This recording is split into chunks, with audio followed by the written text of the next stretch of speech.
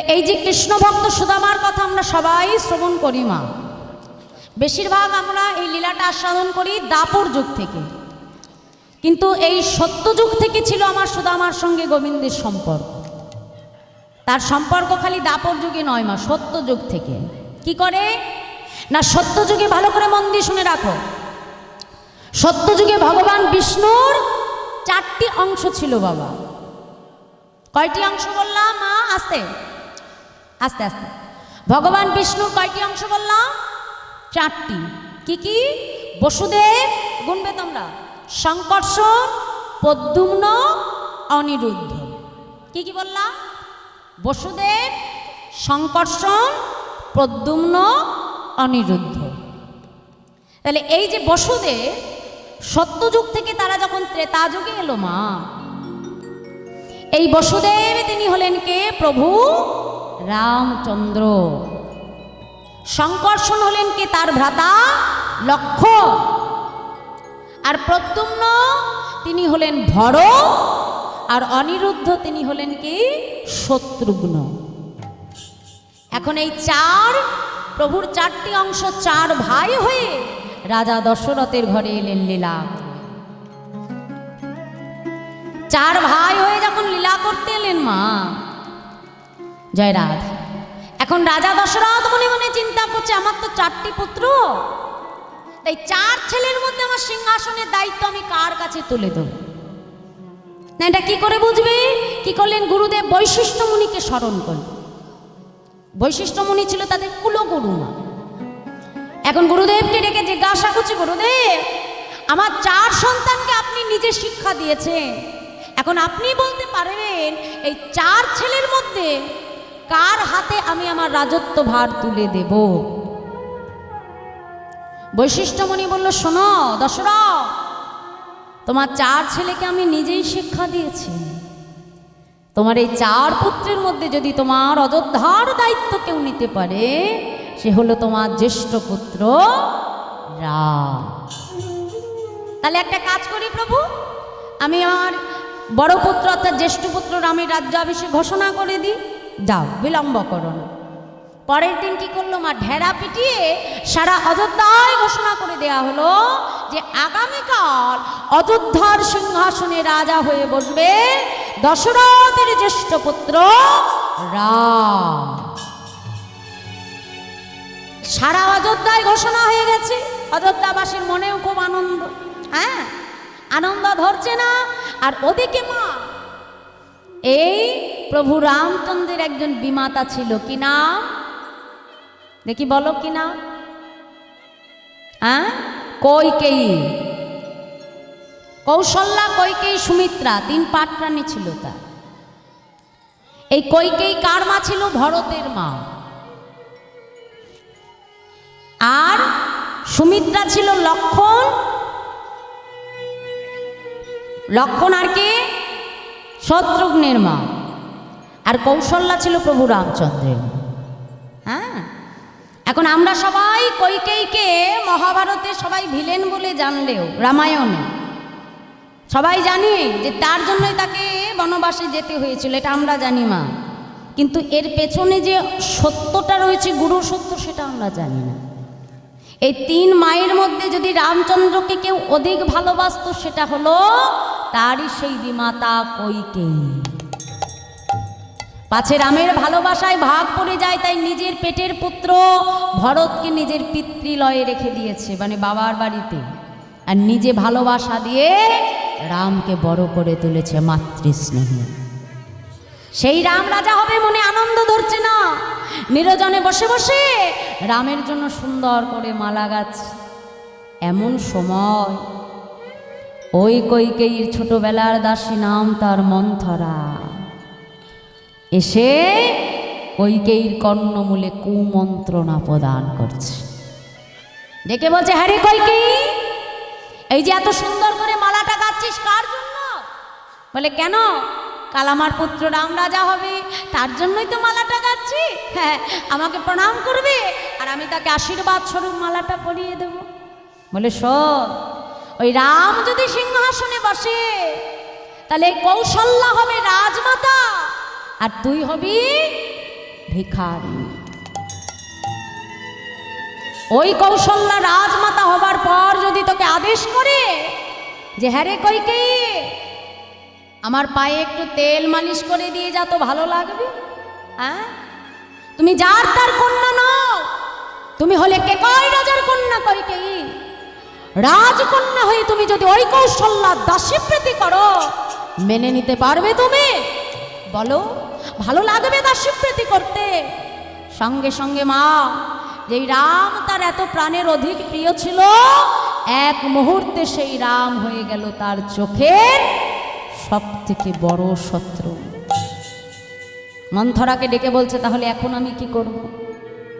সব আজ রাজা দশরথের কাছে তোকে দুটো বর প্রার্থনা করতে হবে। কি বর? না, প্রথমবারে তুই চাইবি যে আগামীকাল রাজা হবে, তবে ওই রাম নয়, রাজা হবে তোর পুত্র ভরত।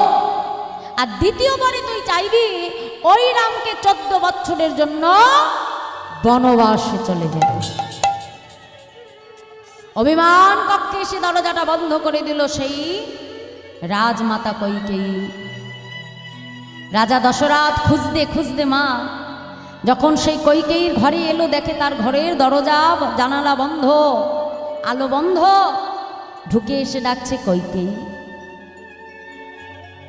কাল তোমার পুত্র রাম রাজা হবে। আমি জানতাম এই অযোধ্যার মধ্যে যদি রামকে কেউ অধিক ভালোবাসে সেটা হলে তুমি। হ্যাঁ গো কইকেয়ী, কাল তোমার রাম রাজা হবে, তুমি খুশি হও? মহারাজ, আপনি বুঝি আমাকে খুশি দেখতে চান? নিশ্চয় চাই। তাহলে খুশি যদি আমাকে করতে চান, আজ আমি আপনার কাছে দুটো বর চাইব, কথা দেন বর দুটো আমায় দেবেন। বলো কইকেয়ী, কি চাও? শুনুন মহারাজ, আমার প্রথম বর হলো যে আগামীকালে রাজা হবে, তবে আপনার জ্যেষ্ঠ পুত্র রাম নয়, রাজা হবে আমার পুত্র ভরত।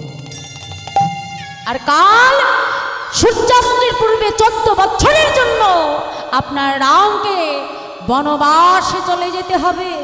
যেই না বলেছে রাজা রামচন্দ্র আছাড় খেয়ে পড়ল, কইকেয়ী, এ তুমি কি বললে কইকেয়ী? এ বর তুমি ফিরিয়ে নাও কইকেয়ী, এ বর আমি তোমাকে দিতে পারবো না কইকেয়ী। এ জগতে যখন কোনো সন্তান বড় হয়ে যায়, পিতামাতা তার নিজের মনের মর্জিটা সন্তানের উপর চাপিয়ে দিতে পারে না। কখনোই সন্তানের অনুমতি ছাড়া তার বাসনাটা কখনো তার উপর চাপাতে পারে না। তুমি ফিরিয়ে নাও। না মহারাজ, বর যদি দিতে হয় ওই দুটো বরই আমার চাই। রাজা দশরথ নিরুপায় হয়ে রামচন্দ্রকে ডাকছে, রাম, পিতা, আপনি আমাকে ডেকেছেন পিতা? রাম, আজ তোমার পিতা যে বড় ধর্ম সংকটে পড়েছে। রাম, रघुकुल रीति सदा चली आई, प्राण चली जाई तबु बचन न जाई। আমি তোমার মাকে কথা দিয়েছি রাম, সে আমার কাছে যা চাইবে আমি তাকে তাই দেব। জানো তোমার বিমাতা কি চাইলো আমার কাছে? আগামীকাল রাজা হবে, তবে তুমি না, তোমার ভ্রাতা ভরত। পিতা, এ তো বড় আনন্দের কথা। আমার ভাই রাজা হবে, এর থেকে আনন্দ আর আমার জীবনে কিছু নাই। আর দ্বিতীয়বার রাম, কাল তোমাকে 14 বছরের জন্য যে বনবাসে যেতে হবে। দেখো মা, শিক্ষা কাকে বলে। পিতার চরণটা জড়িয়ে ধরেছে। পিতা, এর জন্য তোমার এত চিন্তা? এই দেহটা কার জন্য? তোমার জন্য। তুমি যদি চাও তবে দেহ সিংহাসনে বসবে, আর তুমি যদি চাও তবে এই দেহ বনবাসে যাবে। পিতা, তোমাকে এর জন্য কষ্ট পেতে হবে না। মা তো আমার জীবনে মঙ্গল করে দিল। একদিকে আমি বনে যাব, বনে গিয়ে যোগীমুনি ঋষির সঙ্গ করব, হ্যাঁ, একদিকে ভাইকে রাজ্য দান, বনে গিয়ে যোগীমুনি ঋষির আশীর্বাদ পাওয়া, সঙ্গ পাওয়া। কজন আর ভাগ্যে হয় বলো পিতা? তুমি কোনো চিন্তা করো না, আমি কথা দিলাম কাল সূর্যাস্তের পূর্বে আমি 14 বছরের জন্য বনবাসে চলে যাব। কি করলো জানো মা? নিজের অঙ্গে যে রাজ পোশাক ছিল পরিত্যাগ করে প্রভু রামচন্দ্র ছিন্ন মলিন বসন ধারণ করে বনবাসে যাবে। কোথায় ছিল ভ্রাতা লক্ষণ? ছুটে এসেছে দাদা। মা আমাকে সর্বদা বলেছে, রাম যদি দেহ হয়, আমার লক্ষণ হলো সেই দেহের ছায়া। দাদা, কৃপা করে এই দেহ থেকে তার ছায়াকে তুমি আলাদা করে দিও না দাদা। আমাকে তোমার সঙ্গে নিয়ে চলো। আমার দাদা থাকবে বনবাসে, আর আমি থাকবো এই রাজপ্রাসাদ। এটা কখনোই সম্ভব নয়। আমাকে নিয়ে চলো দাদা। এই প্রাসাদে থাকলে আমার দম বন্ধ হয়ে যাবে। আমায় নিয়ে চলো। সীতামা ছুটে এসেছে স্বামী, যে রাজপ্রাসাদ ছেড়ে তুমি চলে যাবে। আমার পিতামাতা আমাকে কখনো এমন শিক্ষা দেয়নি যে স্বামী বনবাসে যাবে আর আমি এই রাজপুরীতে থাকব। আমি পারবো না, আমাকে সঙ্গে নিয়ে চলো। তোমার ধর্মপথে আমাকে তুমি সঙ্গে করে নিয়ে চলো স্বামী।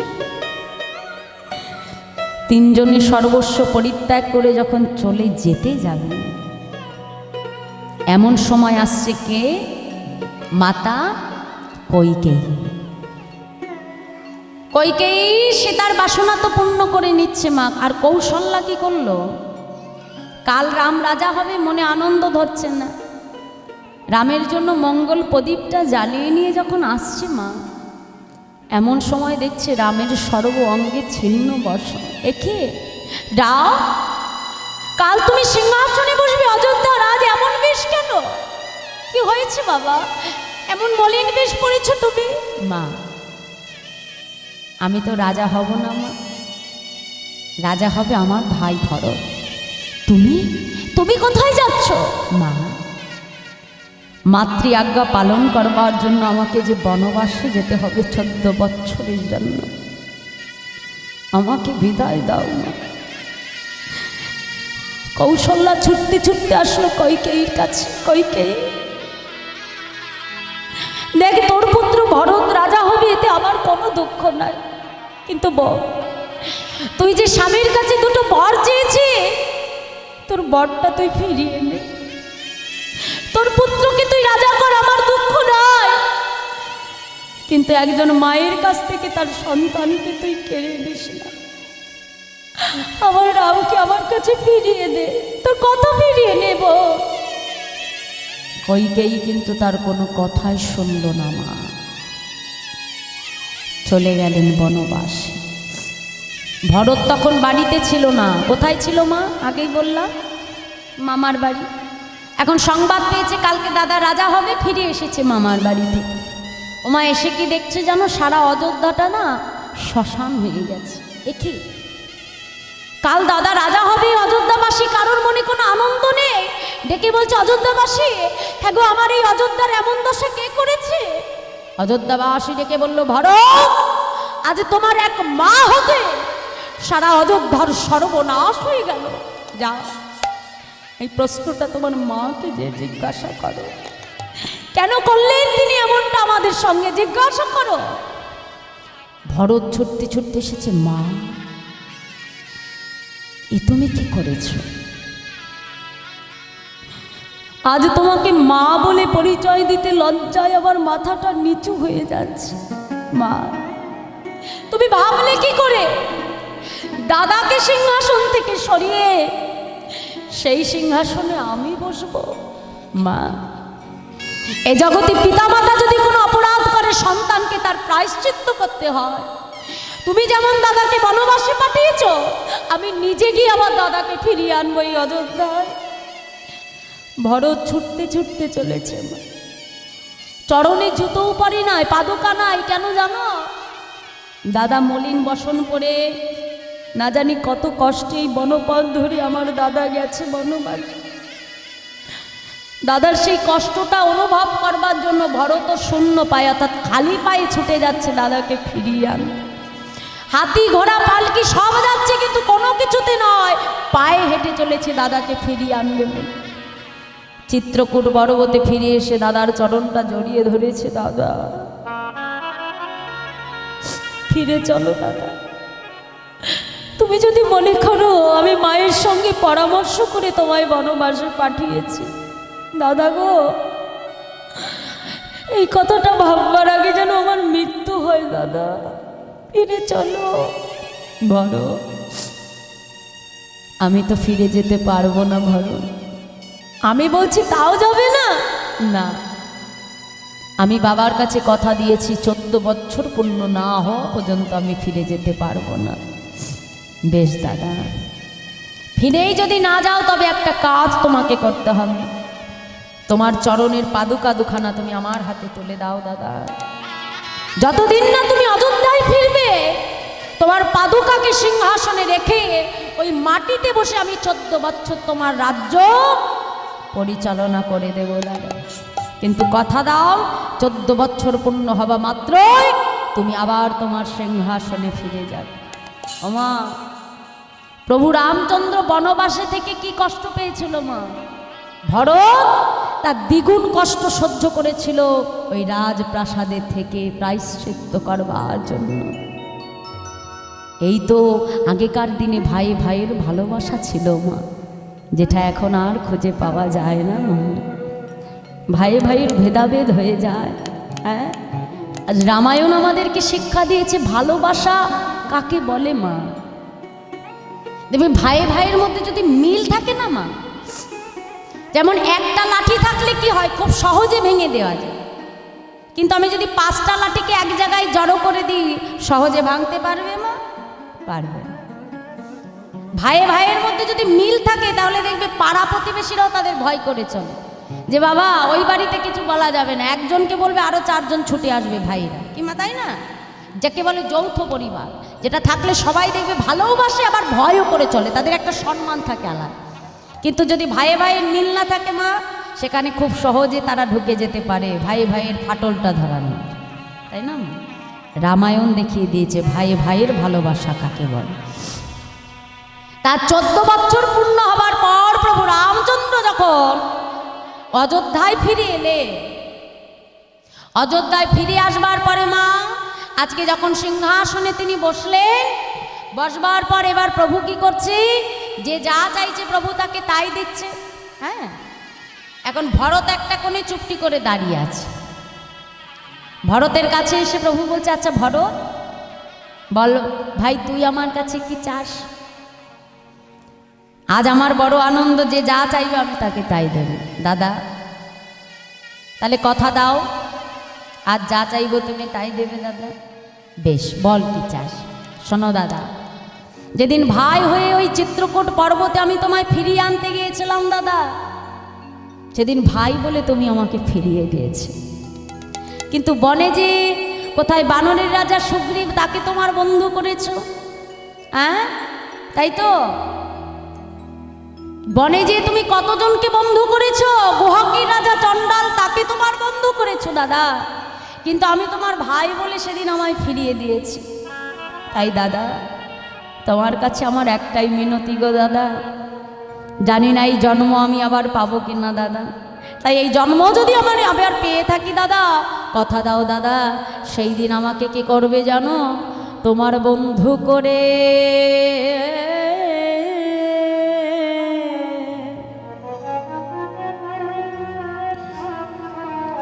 আমায় জানো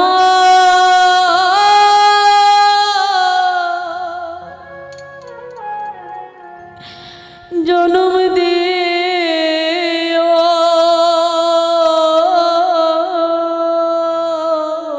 সেদিন তাই গৌর হরি হরি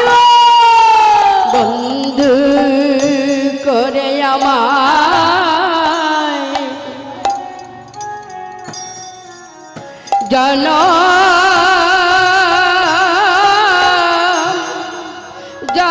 দিয়া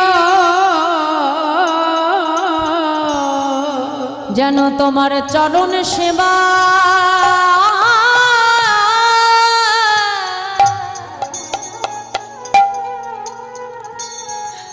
আমি করতে পারি। আমায় বন্ধু করে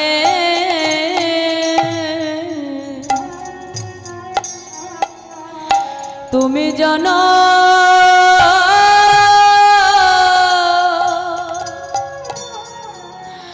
জন্ম দিও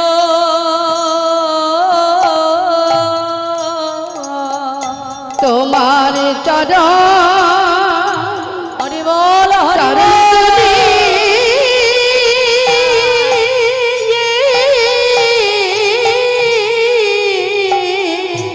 রাধে আমায় দিও সেদিন বন্ধু করে আমায় জনম দিয়া তোমার ওই চরণে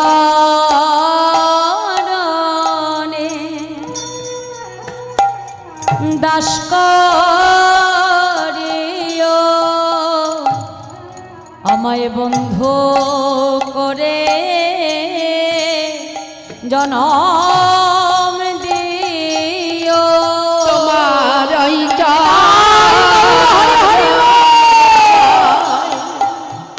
দাস কর আমায় বন্ধু করে জনম দিয়া দাদা তোমার কাছে এই নিবেদন আমায় বন্ধু করে ধরি নাই চরণে এই নিবেদন বন্ধু করে জনম দিয়া তোমার কাছে এই নিবেদন বন্ধু করে জনম দিও তোমার কাছে এই আমায় নিবেদন বন্ধু করে জনম দিও তোমার কাছে এই নিবেদন করে জনম দিও তোমার কাছে এই নিবেদন করে জনম দিও আমায় বন্ধু করে জনম দিও। প্রভু আমার ভরতকে ডেকে বলল, ভরত এ যুগে তো তোর মনোবাঞ্ছা আমি পূর্ণ করতে পারবো না। শুনে রাখ ভাই, আগত যে দাপর যুগ আসছে সেই দাপর যুগে আমি কৃষ্ণচন্দ্র হয়ে যখন বৃন্দাবনে লীলা করতে যাব তখন তুই হবি আমার পরম বন্ধু, তোর নাম হবে সুদামা। আর ওই কৃষ্ণ সুদামা রূপে জগতে এমন লীলা করব যে বন্ধুত্বের ইতিহাসে আমাদের এই কৃষ্ণ সুদামার নাম স্বর্ণাক্ষরে লেখা থাকবে। তাই মাগো, সত্যযুগে যিনি ছিলেন প্রদ্যুম্ন, ত্রেতা যুগে তিনি হলেন ভরত, আর দাপর যুগে তিনি হলেন গোবিন্দের পরম ভক্ত নাম সুদাম। তাই আজ গোবিন্দ আমার সেই দ্বাদশ রাখালকে সঙ্গে লয়ে, সুদামাকে সঙ্গে লয়ে মনের আনন্দে যমুনা পুলিনে গোবিন্দ বিনোদ খেলা খেলছে। আর ভগবানের সেই লীলা দূরে দাঁড়িয়ে দাঁড়িয়ে আরেক ভক্ত দর্শন করছে। ভগবান খেলা করছে কেমন ভাবে? মহাজন বলছে, দেখো দেখো, আজো খেলত খেলত খেলত, আজু খেলত খেলত খেলত, আজো খেলত খেলত খেলত, আজ খেলত খেলত খেলত খেলত রা সুন্দর খেলত রাম সুন্দর হরে রাম রাম রাম রাম রাম কানা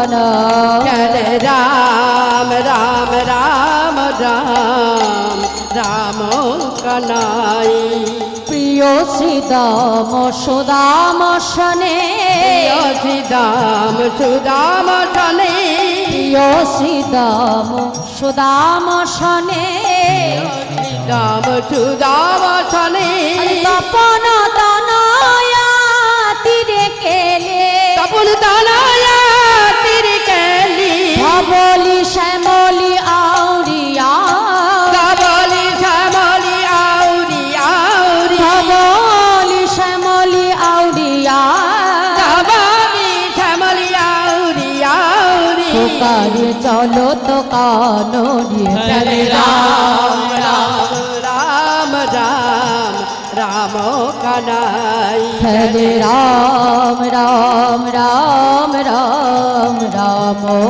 কানা হরে রাম রাম রাম রাম রাম কানাই আগমনি গম বেদ আগমনি গম বেদুঠার আগমনি গম বেদ আগমনি গম বেদুঠার লীলায় কর তো গঠ বিহার লীলাই কারু তু গুঠ বিহার লীলায় কর তো গঠ বিহার লীলাই কারু তু গুঠ বিহার নাসির মামুদ কর তো হিয়া হরি হরি হিয়া নাসির মামুদ কর তো হিয়া নাসির মামুদ করত হিয়া চরণে শরণ দানরি হরে রাম তাই গৌর হরি হরি রাম রাম কানাই হরে রাম রাম রাম রাম রাম কানাই হরে রাম রাম রাম রাম রাম কানা হরে রাম রাম রাম রাম রাম কানাই তাই আজ গোবিন্দ আমার সখাগণকে সঙ্গে নিয়ে জবিনুয়া পুলিনে গোবিন্দ বিনোদ খেলা খেলছে। তা খেলা খেলতে খেলতে হঠাৎ করে কি হলো মা, আজ গোবিন্দের সেই ভক্ত আজকে সুয়াল সকায় এসে বলছে আই কানা শোন শোন, বলি আজকে আমরা বৃন্দাবনে একটা নতুন খেলা করব। হ্যাঁ কি খেলা না, ছেঁড়া পাতা আর ভালো পাতা। গোবিন্দ বলছে এটা আমার কেমন ধরনের খেলা, ছেঁড়া পাতা আর ভালো পাতা? বলছে কানাই বুঝলি না, হ্যাঁ হ্যাঁ আসলে ও তো একটু ঘুরিয়ে বলেছে, আসলটা হলো কাঁধে করা আর কাঁধে চড়া। তা বলছে হ্যাঁ রে, কাঁধে করবে কে আর কাঁধে চড়বে কে? কি মাথায় তো বলছে কাঁধে করবে কে আর কাঁধে চড়বে কে? বলছে এর জন্যই তো ছেঁড়া পাতা আর ভালো পাতা, মানে যার পাতাটা ভালো তার কপাল ভালো, আর যার পাতাটা ছেঁড়া তার কপাল গেল। হ্যাঁ এখন 12 জন সখা ছিল,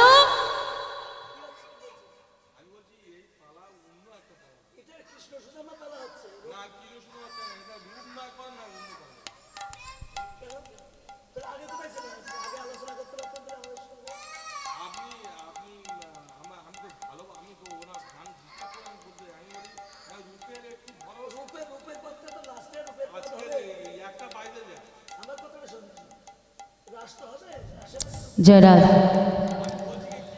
হরে কৃষ্ণ।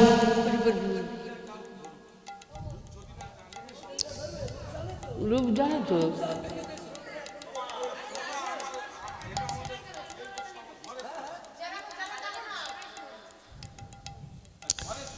জয় রাধা জয় রাধা।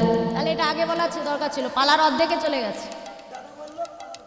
আমার তো দাদার সাথে বলা হয়ে গেছে, আপনি আগে কোথায় ছিলেন তাহলে বললেন না কেন? মাঝপথে এসে ব্যাঘাত দেওয়ার তো কোনো দরকার নেই। জয় রাধা জয় রাধা হরে কৃষ্ণ। তা আজকে কি হলো মাইরা বলছে যে ছেঁড়া,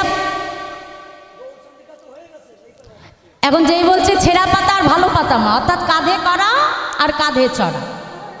এখন 12 জন সখা, 12 জনের জন্য 12টা পাতা আনা হলো মা। এখন সবার চোখটা বেঁধে দেওয়া হয়েছে, এখন যেই না বেঁধে দিয়েছে মা, এক একজন এসে এক একটা পাতা তুলে নিচ্ছে। হ্যাঁ এখন সবাই পাতাটা তুলছে মা, এবার এক একজন পাতা তুলছে আর কানাইয়ের কাছে ডেকে বলছে কানাই, শ্রীদাম দাদা বলছে শোন কানাই, আমি জীবনে কখনো তোর কাছে কিচ্ছু চাই নাই, কিন্তু আজ আমার একটা বাসনা আছে কানাই, দেখবি আমার পত্রটা যেন ভালো করে, যেন আজ এই খেলায় আমি হেরে না যাই। একে একে পত্র তুলে নিচ্ছে মা। সবার শেষে কে রয়েছে? আমার গোবিন্দ। এখন সবার পাতাটা ভালো, অবশেষে দেখা গেল ভগবান পত্রটা তুলে নিল মা। নেওয়ার পরে এবার একে একে সবার পাতার তদারকি করছে আমার গোবিন্দ। সুবলকে ডেকে বলছে, আয় সুবল, আয় দেখি তোর পাতাটা কেমন, ভালো পাতা? আচ্ছা এই যে মধুমঙ্গল, তোর পাতাটা কেমন? খুব সুন্দর। এখন সুবল এসে বলছে, আয় কানা, তুই যে সবার পাতার তদারকি করছিস, তা তোর পাতাটা দেখা। গোবিন্দ বলছে, সব আমার পাতা খারাপ হতে পারে, আমার পাতা সবার থেকে ভালো। এই এই এই এই দেখ, যেই না পাতাটা বার করেছে মা, পড়বি না পার, দেখে গোবিন্দের পত্রটাই ছেঁড়া। আর যেই না ছেঁড়া বলেছি, সবাই চিৎকার করলো, এই কানাই চোর, কানাই চোর। গোবিন্দ বলছে, এদিকে এদিকে, এই চোর বলছিস কেন আমাকে? ছেঁড়া পাতা। ও, আমি যখন ঘরে ঘরে ননি চুরি করি, আমি একা সেবা করি, তোরা করিস না? হ্যাঁ, চোর বেলায় বেলায় শুধু আমাকে দোষ দিচ্ছ? হ্যাঁ, আমাকে চোর বলে দিচ্ছ তুমি? সব কাঁধে চড়বি তো কাঁধে চড়, চোর বলার কি দরকার আছে? হ্যাঁ, সঙ্গে সঙ্গে গোবিন্দ আমার কি করলো, আজ সেই সুদামাকে কাঁধের উপরে চড়িয়েছে। সুদামা, যেহেতু ওই পাতা তুমি এনেছো, তাই তুমি আমার কাঁধে চড়বে। তাই আজকে কি করলো, সুদামাকে কাঁধের উপরে বসিয়ে নিয়ে গোবিন্দ কেশিঘাট থেকে বংশীবটের উদ্দেশ্যে গোবিন্দ এবার ছুটে যাচ্ছে। মনের আনন্দে ছুটছে মা, ভক্তকে আজকে কাঁধের উপর বসিয়ে নিয়ে। কেমনভাবে ছুটছে মহাজন, আজকে তিনি বলছে, দেখো দেখো, আজকে মনের আনন্দে গোবিন্দ সুদামাকে বক্ষ উপরে কাঁধে বসিয়ে নিয়ে কেশিঘাট থেকে বংশীবটের দিকে ভগবান ছুটে যাচ্ছে। বলছে, দেখো দেখো, সুদামারে লইয়া কৃষ্ণ চলিতে লাগিল,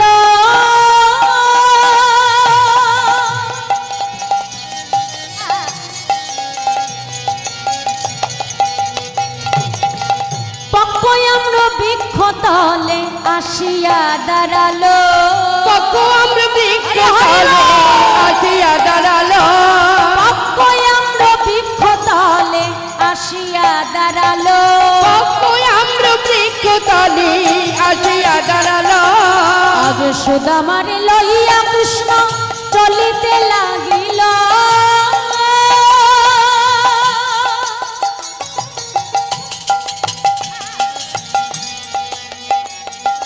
পক্কয়াম্র বৃক্ষ তলে আসিয়া দাঁড়ালো, পক্কয়াম্র বৃক্ষ তলে আসিয়া দাঁড়ালো, পক্ক আম্র বৃক্ষ তলে আসিয়া দাঁড়াল।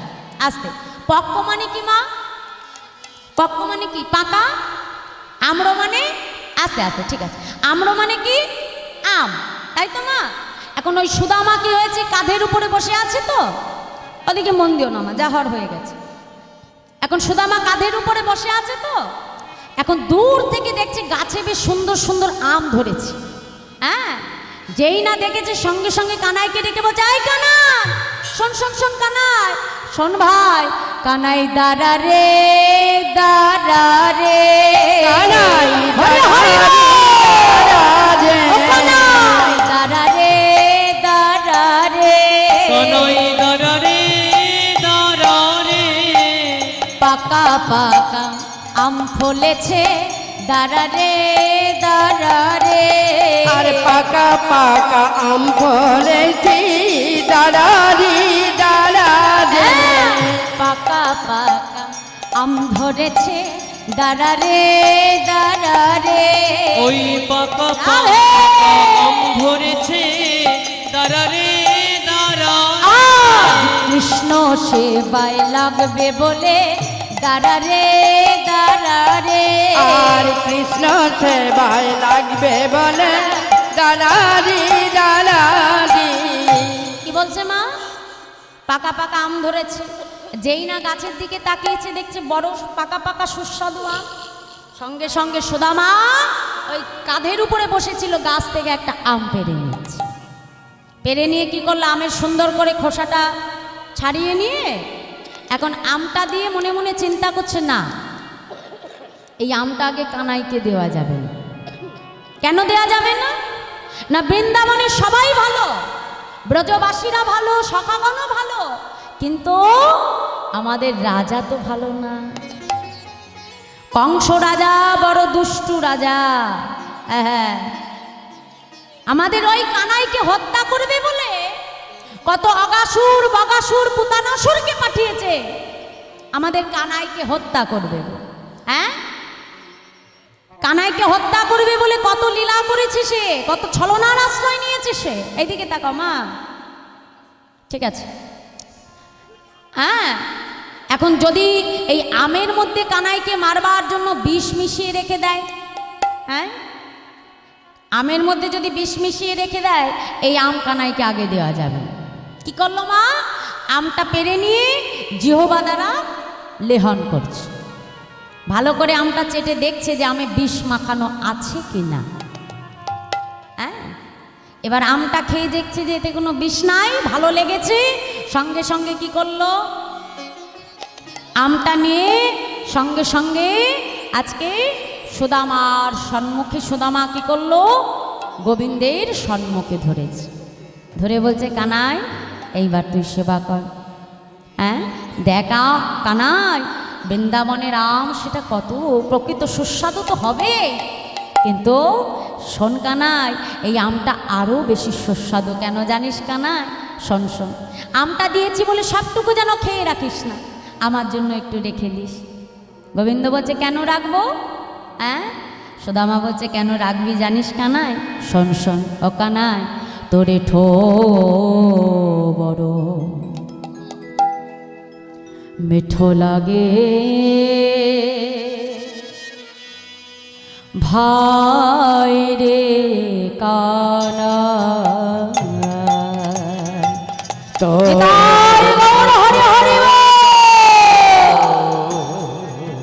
ভালো লাগে ভাই রে কানা, ও তো এঠো বড় মিঠো লাগে ভাই রে কানা,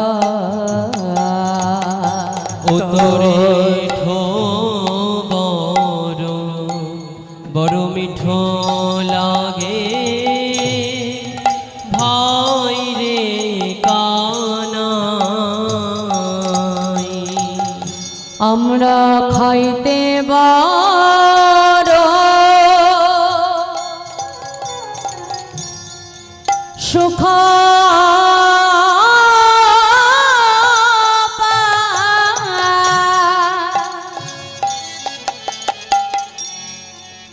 কানা, তাই তো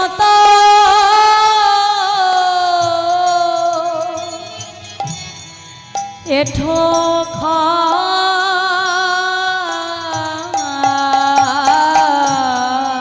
খাইতে বা সুখ পাই,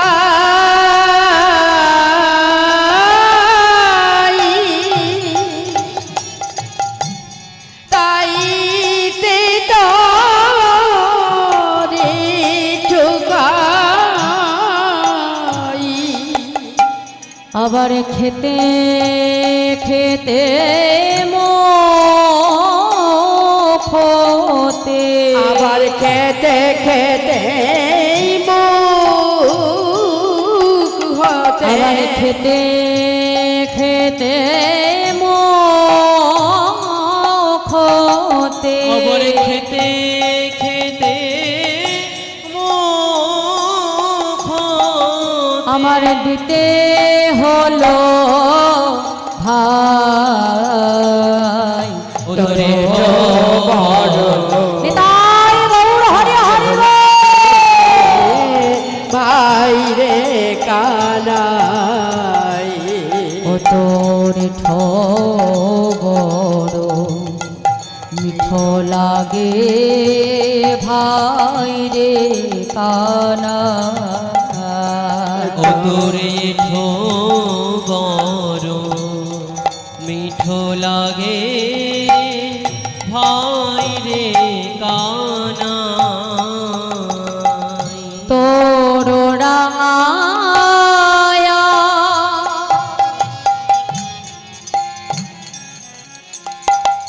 অধর মাঝে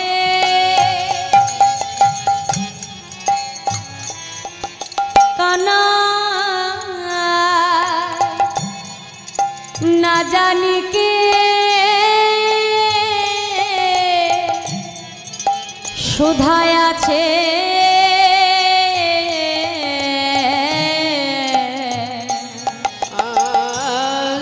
ও রামায়া অধর মাঝে না জানি কি সুদায় আছে ও গোয়ে দাস উদ্ধবে মোরা দাসে উদাবে মোরা ও গোয়ে দাস উদ্ধবে মোরা দাস উদাবি মোরা কিছু দিতে চাই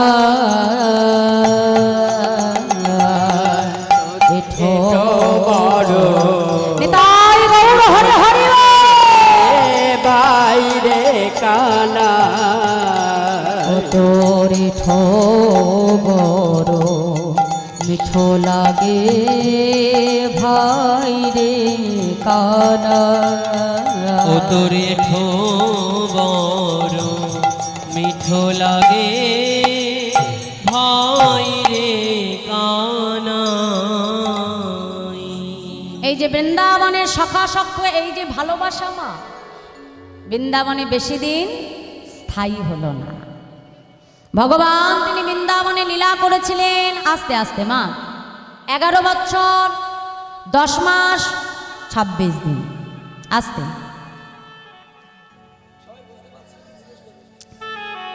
মনটা বিচলিত হলে হবে না আস্তে দেখো আমি ভগবানের কি শুনছি ভগবানের সবটাই লীলাম এটা কোনো লীলার বাইরে নয় আমি লীলার বাইরে কিছু বলি না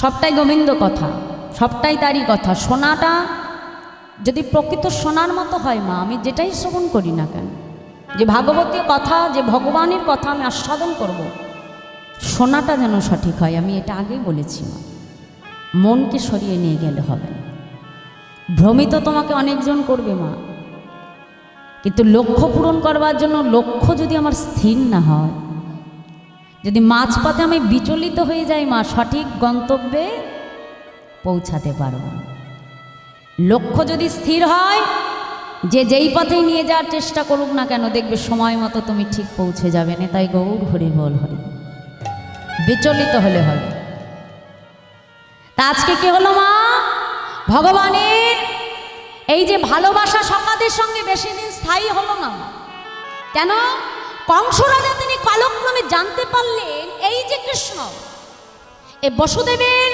অষ্টম গর্ভের সন্তান হলেও হতে পারে বসুদেবের স্ত্রী অর্থাৎ তার ভাতিজা ভগিনী তার অষ্টম পুত্র হলেও হতে পারে এখন কিভাবে কৃষ্ণকে মারা যায় তার জন্য কংস রাজা পরিকল্পনা করতে লাগলো কি করলো তার কাছের প্রজা যার নাম অক্কুরকে পাঠালো অক্কুর যাও তুমি এই মথুরা থেকে রথ নিয়ে বৃন্দাবনে যাবে যে নন্দ মহারাজকে ডেকে তুমি বলবে যে তাদের মহারাজা কংস এক বিশাল বড় ধনুষযজ্ঞ করছে সারা বৃন্দাবনকে আমন্ত্রণ জানিয়েছে কিন্তু একটা কথা বলি ওই বৃন্দাবন থেকে সবাইকে তুমি আনবে কিন্তু কোনো মহিলাকে যেন সঙ্গে করে আনবে কারণ আমি যখন ওই কৃষ্ণকে হত্যা করব হ্যাঁ যখন বধ করব মায়েরা কান্নাকাটি করবে, আমি সইতে পারবো না। হ্যাঁ, তাই তুমি সবাইকে আনবে কিন্তু কোনো মায়েদেরকে আনবে না। ষড়যন্ত্র করে নিল মা, এটা মনে করছে যে এটা তোমার আর আমার মনের কথা, কিন্তু আমি যে কৃষ্ণকে কেন আনছি এটা যেন তারা বুঝতে না পারে। ষড়যন্ত্র করে যখন কৃষ্ণকে আনা হলো মা, আনবার পর কংস এনেছিল তাকে হত্যা করবে বলে, কিন্তু কংস নিজেই ভীত হয়ে, কৃষ্ণের ভয়ে ভীত হয়ে নিজেই মারা গেল। কংস যখন মারা গেল, মথুরার দায়িত্ব নিয়ে সিংহাসনে বসলেন আমার কৃষ্ণচন্দ্র। এখন সিংহাসনে বসবার পর তার পিতা বসুদেব চিন্তা করছে, না এখন নয়, আমার কৃষ্ণকে একটু শিক্ষার প্রয়োজন, শিক্ষা দিতে হবে। দেব কার কাছে? না সন্দীপনী মুনির কাছে। নন্দ মহারাজ যত সখাগণ তারা সবাই ফিরে গেল, আর ওদিকে কৃষ্ণকে শিক্ষার জন্য তার পিতা বসুদেব পাঠালেন কোথায়? সন্দীপনী মুনির আশ্রম। আর এদিকে ওই সুদামা যখন কৃষ্ণকে হারা হয়ে ফিরে এলো মা, কৃষ্ণকে হারিয়ে উন্মাদের মতো হয়ে গেছে। বৃন্দাবন থেকে, ওই মথুরা থেকে যদি কোনো ধেনুবৎস বৃন্দাবনে আসে, সুদামা তাদের কণ্ঠটা জড়িয়ে ধরে বলে, ওরে তোরা বলতে পারিস আমার কানাই কেমন আছে? এই বৃন্দাবনের কথা কি তার একবারও মনে পড়ে না? কেমন আছে আমার ভাই কানাই? তার পিতা মুকুট মহারাজ চিন্তা করছে, এমনভাবে যদি চলতে থাকে আমার ছেলেকে আর আমি বেশি দিন বাঁচাতে পারবো না। জানতে হবে, এক্ষুনি খোঁজ নিতে হবে কৃষ্ণ কোথায় আছে। খোঁজ নিয়ে জানতে পারলেন কৃষ্ণ আর বলরামকে শিক্ষার জন্য তাদের পিতা বসুদেব পাঠিয়েছে সন্দীপনী মুনির আশ্রম। বিলম্ব না করে এখন সন্দীপনী মুনির আশ্রমে শিক্ষার জন্য মটুক মহারাজও কি করলেন মা? সুদামাকে পাঠিয়ে দিলেন। হ্যাঁ, এখন তিনজনে মিলে সন্দীপনী মুনির কাছ থেকে শিক্ষা গ্রহণ করতে লাগলাম। শিক্ষা গ্রহণ করছে একসঙ্গে, এদিকে শিক্ষাও হচ্ছে, আবার ওদিকে বন্ধুত্বটাও বজায় থাকছে, আর সুদামার বিরহটাও প্রশমিত হয়ে গেছে। বন্ধুকে কাছে পেয়েছে, আর দুঃখ নেই মা। হ্যাঁ, মনের আনন্দে গুরুদেবের কাছে শিক্ষা গ্রহণ করছে। এখন শিক্ষা হয়ে যাবার পর যে যার বাড়ি ফিরে যাবে। এখন এক একজনকে এক এক রকম পাগড়ি পরিয়ে দিয়েছে। বেদবিদ্যার পাগড়ি পরিয়ে দিল সুদামার মস্তকে, 64 কলাবিদ্যার পাগড়ি পরিয়ে দিল কৃষ্ণচন্দ্রের মস্তক। গুরুচরণে প্রণাম করে যে যখন যার ঘরে ফিরে এসেছে, ফিরে আসবার পরে এবার তার পিতা মটুক মহারাজ পাড়া প্রতিবেশীকে ডেকে বলছে, হ্যাঁ গো, আমার ছেলে বেদবিদ্যার পণ্ডিত হয়েছে, আমার ছেলের জন্য একটি সুকন্যা দেখো তো, ছেলের বিয়ে দেব তবেই তো শান্তি হবে। হ্যাঁ, সঙ্গে সঙ্গে পাত্রী নির্বাচন করবার জন্য খোঁজ লেগে গেল। পাত্রীও পাওয়া গেল, একেবারে সুপাত্রী। হ্যাঁ, আজকে মহাজন বলছে, দেখো দেখো, সুশীলা নামেতে কন্যা,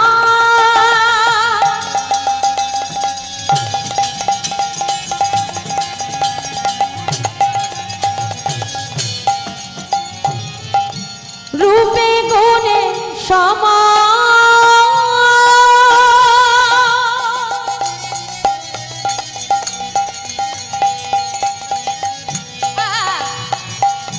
বিধি গড়েছিল তাদের বড় নিরূপম, বিধি গড়েছিল তাদের বড় নিরূপম,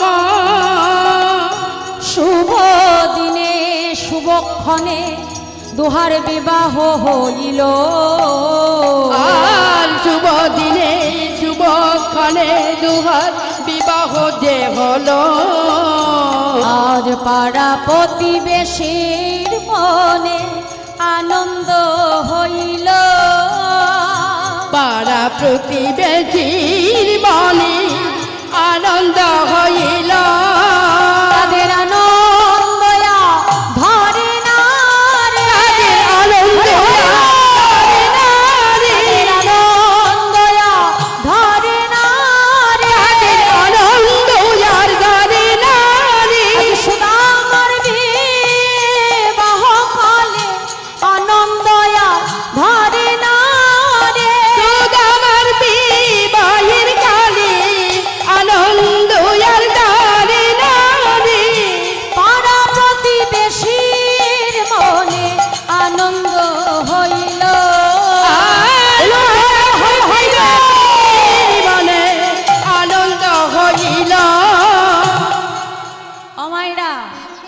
এখন সুশীলার সঙ্গে সুকন্যার সঙ্গে সুদামার বিবাহ সম্পন্ন হল।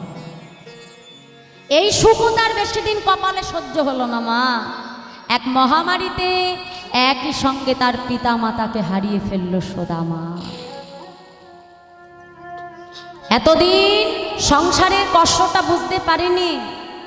আসলে আছে, পিতামাতা যতদিন সন্তানের মাথার উপরে থাকে মা, বটবৃক্ষের ছায়ার মতো থাকে। ওই পিতামাতাকে যখন হারিয়ে ফেলে সন্তান, তখনই বোঝে সংসারের যন্ত্রণাটা কতখানি। যে সুদামা জীবনে মিথ্যে কথা বলে না, আজ দেখছি এই সমাজের প্রত্যেকটা পদে চলতে গেলে মিথ্যাকে আশ্রয় করতে হয়। কথা দিয়েছিল গুরুচরণে, জীবনে কখনো মিথ্যে কথা বলবে না। কেন মা? কারণ বেদ শিক্ষা করেছে সে। মিথ্যা কথা বললে বেদ তার হৃদয়ে স্থায়ী হবে না। তাই মাগো, আজকে নিজের বলতে যা কিছু ছিল সহায় সম্বল ধীরে ধীরে বেচতে আরম্ভ করল। সংসার চালাতে হবে তো। বিক্রয় করতে করতে অবশেষে সুদামার শেষ সম্বল হয়ে দাঁড়ালো একটা পণ্য কুঠির। নিজের স্ত্রী সুশীলার অঙ্গে একটা বসন দেবে সেই ক্ষমতাও তার নাই। একদিন তার স্ত্রী সুশীলা স্বামীর কাছে এসে বলছে, স্বামী, শুনেছি তোমার বন্ধু কৃষ্ণচন্দ্র সে নাকি দ্বারকার রাজা। হ্যাঁ গো, আমার মন বলছে একবার যদি তুমি তোমার বন্ধুর কাছে যাও, তোমার মনের যত দুঃখ কষ্ট সমস্ত দূরীভূত হয়ে যাবে। সুশীলা, কথাটা তুমি সত্যই বলেছ, কিন্তু কোনো বন্ধু যদি বন্ধুর বাড়িতে প্রত্যেক দিন যাতায়াত করে খালি হাতে যেতে পারি? আজ এতগুলো দিন পরে যে আমি তার কাছে যাব, আমি শূন্য হাতে কেমন করে যাই বলো? আমার কানাইকে দেওয়ার মতো যে আমার কাছে কোনো উপহার নাই। সুশীলা কি করলো জানো মা? পাড়া প্রতিবাসীর দ্বার হতে ভিক্ষা করে এক মুষ্ট চিরা জোগাড় করেছে। চিরাটা যে বেঁধে দেবে সেই বস্তুটাও নাই। নিজের অঙ্গে যে ছিন্ন মলিন বসনটা ছিল মা, তার একটা কোণা ছিঁড়ে সেই মলিন বসনের মধ্যে গোবিন্দ সেবার জন্য চিরা বেঁধে দিয়েছে। আর পুটলিটা নিয়ে যখন সুদামা যাচ্ছে, মনে মনে চিন্তা করছে, হ্যারি কানা, এ জগতে কত কিছু সেবা দেয়। যোগী জানে যোগী পাই না, ঋষি জানে ধ্যানে পাই না। ধ্যানাতীত আমার প্রাণ কানাই। দেখ, আজ তোকে সেবা দেওয়ার জন্য এক মুষ্ট চিরা নিয়ে যাচ্ছি কানাই। আমার এই ভিক্ষা করা চিরা তুই কি গ্রহণ করবি কানাই? তুই যে কত রাজভোগ সেবা করিস, সেই বদনে এই শুকনো চিরা তুই কেমন করে গ্রহণ করবি রে কানাই? গোবিন্দ কথা চিন্তন করতে করতে নয়ন জলে বক্ষ ভেসে যায়। ছিন্ন মলিন বসন্ত হয় কি দিয়ে? ভক্তি ভরে, ভালোবেসে। ভিক্ষা করে এনে যদি নয়ন জলে বক্ষ ভাসি ওই মাটির মালসাই করে যদি গোবিন্দকে তুমি আজও সেবা দাও মা, ভগবান সুদামাকে কথা দিয়েছিল, আমি ভগবান হয়েই ভিক্ষা করা সেই চিরা আমি গ্রহণ করব। দেখতে দেখতে কিছুদিন অতিবাহিত হয়ে গেল তার কক্ষে। কিন্তু তার বাড়িতে যে এত অভাব, এত কষ্ট, কোনো কথাই তিনি বন্ধুর কাছে প্রকাশ করলেন। আর ভগবানও এমন মা, নিজেও কিছু বললেন না। কিন্তু তিনি তো সবই জানে, অন্তর্যামী। কিন্তু বন্ধুর যে কষ্ট, সেটা তার সম্মুখে ভগবানও প্রকাশ করলেন। এখন সুদামা বাড়িতে ফিরে যাবি, ভগবানের চরণে প্রণাম জানিয়ে বলছে, হ্যারে কানাই, অনেক দিন তো কেটে গেল, এবার আমাকে ফিরে যেতে হবে আমার গৃহে। বলছে, বেশ যা, সাবধানে যা। দেখো মা, ভগবান তিনি পারতেন সুদামাকে সরাসরি তার হাতে কিছু স্বর্ণ মুদ্রা দিয়ে দিতে, তিনি তো রাজা। ভগবান সেটা করল না। কেন জানো মা? এখানেও গোবিন্দ শিক্ষা দিল। এই জাগতিক জগতে এই যে আমরা বন্ধুত্ব বলি না মা, বন্ধুত্বটা কেমন হওয়া উচিত? হয়তো আমার অনেক আছে, আমি আমার বন্ধুকে দেব, সরাসরি নয়, এমনভাবে তাকে দিতে হবে, গোপনে, আড়ালে, যাতে আমার বন্ধুর কখনো মনে কোনো দুঃখ কষ্ট না থাকে। সে যেন একবার মনে না করে যে দেখো আমার বন্ধুর আছে বলে আমার বন্ধু আমাকে দিচ্ছে না, তাকে সহায়তা করতে হবে। কেমন ভাবে? আড়ালে গোপনে, যেটা গোবিন্দ করেছে। বিশ্বকর্মাকে পাঠিয়ে তার যেখানে পণ্যকুটির ছিল বিশাল এক রাজপ্রাসাদ তৈরি করে দিয়েছে। যে স্ত্রী সুশীলা রঙে একটা বসন জুটত না, তাকে রাজলক্ষ্মীর মতো সাজিয়ে দিয়েছে। স্বর্ণ অলংকার দ্বারা তার সারা গা পরিপূর্ণ হয়ে আছে। এখন ওই সুদামা যখন ফিরে এসেছে, এখন বাড়ির কাছে এসে বাড়ি দেখে আর চিনতে পারে না। দেখছে একটা পণ্যকুটির ছিল, বিশাল প্রাসাদ তৈরি হয়ে গেছে। চিন্তা করছে আমার সুশীলা কোথায় গেল। ডাকছে সুশীলা, ও সুশীলা, সুশীলা সুশীলা বলে ডাকছে মা। সুশীলা তখন পাট রানীর মতো গা ভর্তি অলংকার নিয়ে স্বামীর কাছে এসে প্রণাম করে। যেই না প্রণাম করেছে চিনতে পারছে না। কে তুমি? স্বামী, আমায় চিনতে পারছো না? আমি গো তোমার স্ত্রী সুশীলা। সুশীলা? যে সুশীলা রঙ্গে সামান্য রাজবেশ, এত রাজবেশ তুমি কোথায় পেলে? যার অঙ্গে একটা বসন দেবার ক্ষমতা আমার ছিল না, এত অলংকার, এই রাজপোশাক কোথায় পেয়েছো তুমি? স্বামী, আর বলো না, সবই তোমার বন্ধুর কাজ। তুমি যাবার পরে বিশ্বকর্মাকে পাঠিয়ে তোমার বন্ধু এখানে বিশাল প্রাসাদ তৈরি করে দিয়েছে। হ্যাঁ, দেখো, লক্ষ্মীকে পাঠিয়ে আমাকে গা ভর্তি অলংকার দ্বারা সাজিয়েছে, মণি মাণিক্য দ্বারা আমাদের ভান্ডার পরিপূর্ণ করে দিয়েছে, আর কোনো কিছুর অভাব নাই আমাদের। সুদামা সঙ্গে সঙ্গে সুশীলাকে ডেকে বলছে, সুশীলা, এই জন্য বুঝি কানাইয়ের কাছে পাঠিয়েছিলে? আমি জীবনে এত দুঃখ এত কষ্ট সহ্য করেছি, কিন্তু আমার কানাইয়ের কাছে আমি কিচ্ছু চাইনি। কেন জানো? পাছে যদি কখনো ঐশ্বর্য সুখ পেয়ে আমি আমার কানাইকে ভুলে যাই। সুশীলা, রাম ভক্ত তুলসীদাসজি তিনি বলেছেন, মা, দুঃখ পায়ো সে হরি ভাজে আর সুখ না ভাজে কাই, আর সুখ মেই যে হরি ভাজে দুঃখ কাহা সে আই, মনুয়া দুঃখ কাহা সে আই। দেখো, যখন আমাদের কাছে সুখ থাকে না মা, যখন আমাদের কাছে অর্থ সম্পদ থাকে, সব কিছু থাকে, তখন কিন্তু ভগবানের কথা মনে পড়ে না।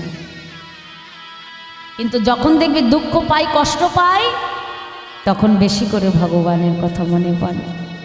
ডেকে বলছে, হ্যাঁ গো সুশীলা, আমি সারা জীবনে তো কষ্ট পেয়েছি, কিন্তু কানাইয়ের কাছে কিচ্ছু চাইনি। কেন জানো? পাছে ওই রাজ সুখ পেয়ে আমি আমার কানাইকে ভুলে না যাই। গোবিন্দ বলছে, দেখেছো রুক্মিণী, এই হলো আমার বন্ধু। সর্বস্ব দিলেও গ্রহণ করতে সে চায় না। স্ত্রীকে নিয়ে সর্বস্ব পরিত্যাগ করে যখন চলে যাবে, এমন সময় গোবিন্দ তাকে দর্শন দিল। দাঁড়াও সুদামা, কে বলেছে জগতে ঐশ্বর্য থাকলে ভগবান পাওয়া যায় না? যায়। কেমন করে যায় মা?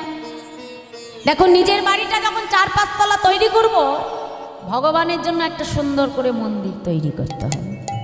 নিজের জন্য দামি দামি অলংকার বানাবো, আমার বাড়ির গোবিন্দের জন্যও বানাতে হবে। নিজের জন্য পোশাক আনবো, ভগবানের জন্য আনতে হবে। দেখবে, জগতে যে জীব ভগবানকে নিবেদন করে সেই বস্তু গ্রহণ করে, তার মধ্যে কিন্তু অহংকার থাকে না। হ্যাঁ, তার মধ্যে সর্বদা একটা দীনতার ভাব থাকে, যে প্রভু, আমি কোথায় পাবো? তুমি আমাকে দিয়েছো, আমি দাস মাত্র, তুমি তো সর্বস্ব কিছুর মালিক। আর আমি নিজে যদি কখনো মালিক সাজতে যাই মা, তখনই কি এসে যাবে? অহংকার। নিজে মালিক হয়েও না মা, ভগবানকে মালিক সাজিয়ে রাখো। আমি দাস, আমার কি আছে প্রভু, দিয়েছো তুমি তাই পেয়েছি। তাহলে এই যে ভগবানকে যখনই নিবেদন করে দেবে মা, দেখবে তার মধ্যে কোথাও অহংকার থাকবে। আর অহংকার না থাকলে ভগবান তোমার কাছে বাধা পড়বে। সুদামাকে ডেকে বলল, শোনো সুদামা, তুমি এই রাজপ্রাসাদে থেকে তুমি সারা জীবনের জন্য আমাকে পাবে। তাই সেই সুদামা ওই রাজপ্রাসাদে ঐশ্বর্যে থেকেই গোবিন্দ প্রাপ্তি করেছিল। আর এই সুদামা দাপর লীলা সমর্পণ করে, এই সুদামায় কলিযুগে হলো মহাপ্রভুর পরম ভক্ত, যার নাম হলো সুন্দরানন্দ পণ্ডিত। কি নাম মা? কলিযুগে নাম কি হলো? সুন্দরানন্দ পণ্ডিত। তাহলে সত্য যুগে নাম হলো প্রদ্যুম্ন, ত্রেতা যুগে নাম ছিল কি ভরত, দাপর যুগে নাম হলো সুদামা, আর কলি যুগে নাম হলো সুন্দরানন্দ পণ্ডিত। এই 4 যুগেই ভক্ত আর ভগবানের এমনভাবেই বন্ধুত্ব বজায় ছিল। নিতাই গৌর হরি বল হরি। হ্যাঁ, তাই আসো সবাই মিলে দুটি বাহু তুলে, আজকে সুদামার মনে শেষ ইচ্ছে ছিল, সে সারা জীবনের জন্য কানাইয়ের কাছে চেয়েছিল যেন বন্ধু করে তাকে তার কাছে রেখে দেয়। আর ভগবান ভক্ত বাঞ্ছা পূর্ণকারী মা, সে যা চেয়েছে ভগবান তার মনের বাসনা পূর্ণ করেছে।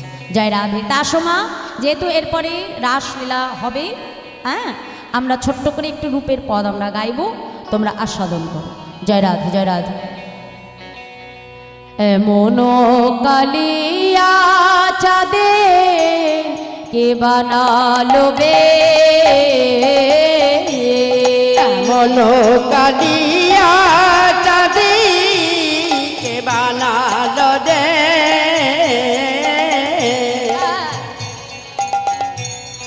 এমন কালিয়া চাঁদে কে বানালো বে, এমন কালিয়া চাঁদি কে বানালো রে,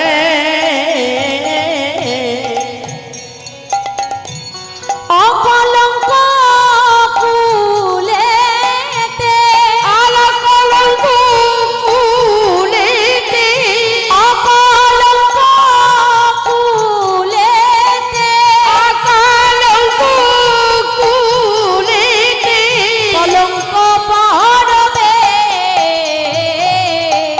কলঙ্ক পড়বে,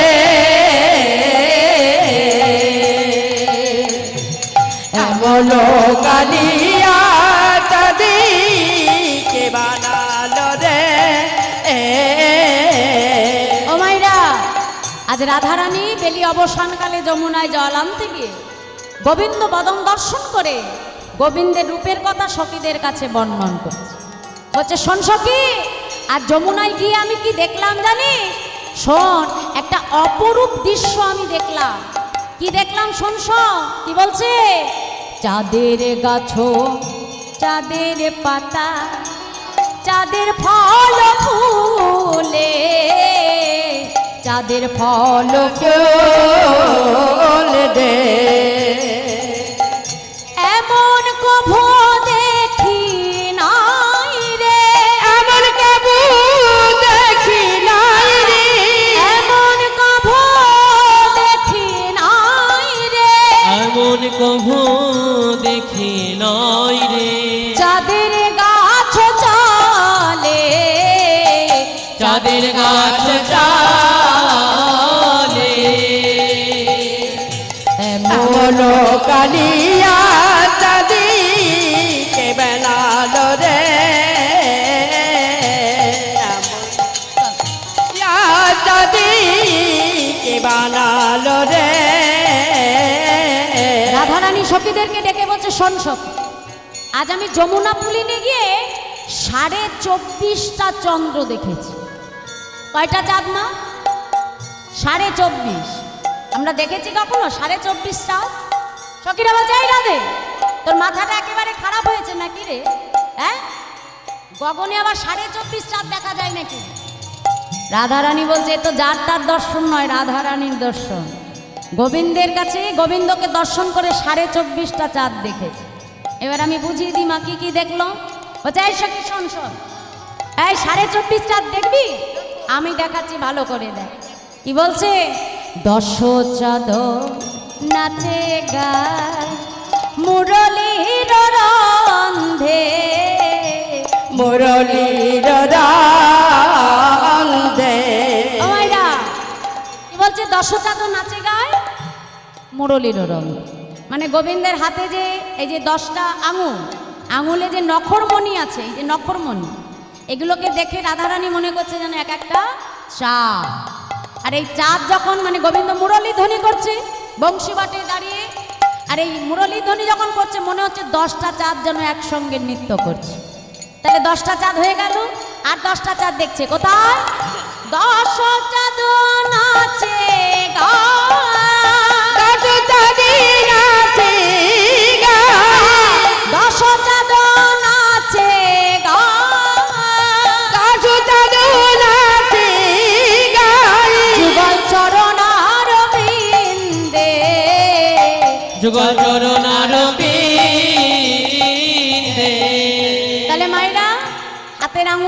10টা চাঁদ, আর পায়ের নখরমণিতে দেখলো 10টা চাঁদ। 10-এ 10-এ কত হলো? 20। তাহলে তোমরা বলবে মা তুমি তো বললে 24.5 চাঁদ, তাহলে আর 4.5টে চাঁদ কোথায় চলে গেল? আরো চাঁদ দেখছে রাধারানী, কোথায় জানো? গোবিন্দের ললাট পাড়ে রয়েছে যে একটা তিলকের বিন্দু, দেখে যেন মনে হচ্ছে একটা পূর্ণ চাঁদ। তাহলে কত হলো? 21, তাই তো? আর গোবিন্দের এই যে 2 গণ্ডদেশ, এটাকে দেখে মনে করছে আরো 2টো চাঁদ। কত হলো? হ্যাঁ, 23। আর এই যে গোবিন্দের চিকুরকে দেখে মনে করছে এটা হলো আর একটা চাঁদ, 24। আর এই যে ললাট, এই কপালটাকে দেখে মনে হচ্ছে যে অর্ধচন্দ্র, অর্ধেক চাঁদ। তাহলে কত হলো? 24.5 চাঁদ হলো, তাই তো? মহাজন লীলার এক পাশে দাঁড়িয়ে বলছে, শোনো, যদুনাথ দাসে কহে হরষিত হইয়া, হরষিত হইয়া। পদকর্তা যদুনাথ দাস লীলার এক পাশে দাঁড়িয়ে বলছে, রাধে তোমার ভুল হচ্ছে, তুমি যাকে চাঁদ বলে মনে করছো এটা চাঁদ নয় গো। কি জানো? শোনো শোনো, যদুনাথ দাসে কহে হরষিত হইয়া, হরষিত হইয়া।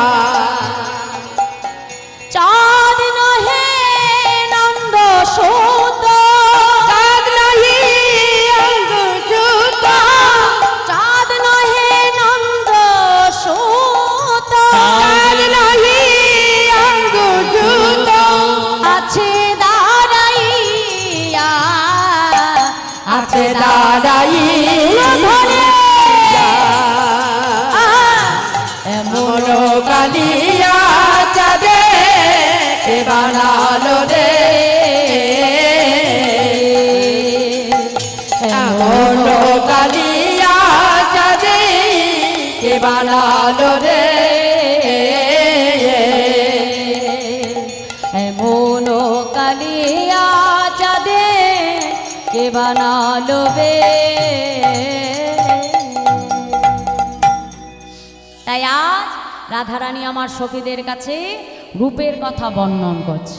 হ্যাঁ, তেমন সময় যখন রূপের কথা বর্ণন করছে, ওদিকে আমার বৃন্দাবনে এবার মুরলী আমার রাধারানী শ্রবণ করলো, মুরলীর ধ্বনি শ্রবণ করে এবার রাধারানী নিজেকে সুন্দর করে সাজাচ্ছে রাসমঞ্চে যাবে বলে।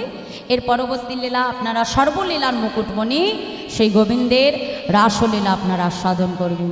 তাই রাধারানী নিজেকে সাজাচ্ছে কেমন